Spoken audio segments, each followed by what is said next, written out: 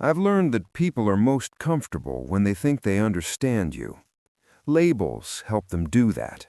Successful, struggling, important, irrelevant.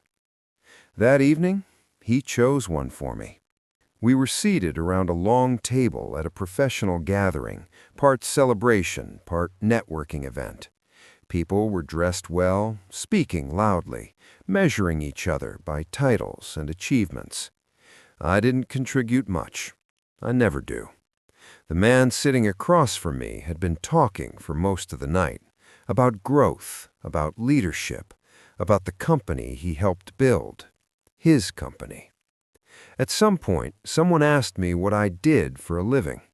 Before I could answer, he laughed. "He doesn't have a job," he said casually, waving his hand. "Some people just float." A few people chuckled. Others looked away. I didn't correct him. Military training teaches you that reacting emotionally gives control to the wrong person. Silence, when used properly, keeps it.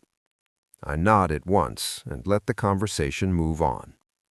What he didn't know was that I hadn't held a traditional job in years, not because I couldn't, but because I didn't need to. After leaving service, I invested carefully, quietly.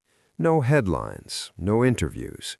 The same discipline that kept people alive overseas helped me build something stable at home.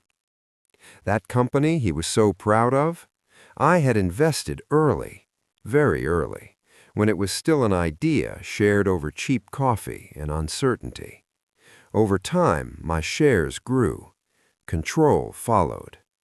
But ownership doesn't always announce itself. Sometimes it waits. Later in the evening, the conversation turned to future plans, expansion, new leadership roles. Someone mentioned an upcoming board review. That's when he looked at me again. "You probably wouldn't understand," he said lightly. "These things matter when you're employed." The room went quiet. Finally, I spoke. "I'll be there," I said. He frowned. "At the review?" I nodded. "As the majority shareholder." Silence fell differently this time. He laughed once, short and uncertain, then stopped. Someone pulled up the company profile on their phone, scrolled, checked again.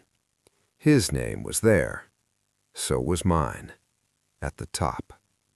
The color drained from his face. I didn't smile. I didn't enjoy the moment. In the military, you learn that power isn't something you use to embarrass people. It's something you carry responsibly. "I don't run the company day to day," I continued calmly. "I hire people who are good at that." No one spoke. He opened his mouth, then closed it again. "I didn't know," he said quietly. "I know. That was intentional." The rest of the evening passed without incident. Conversation softened, laughter lowered, people recalibrated. As I left, I thought about something we're taught early in service. True authority doesn't demand attention. It doesn't correct every insult. It waits until the truth speaks for itself. Being underestimated isn't a weakness.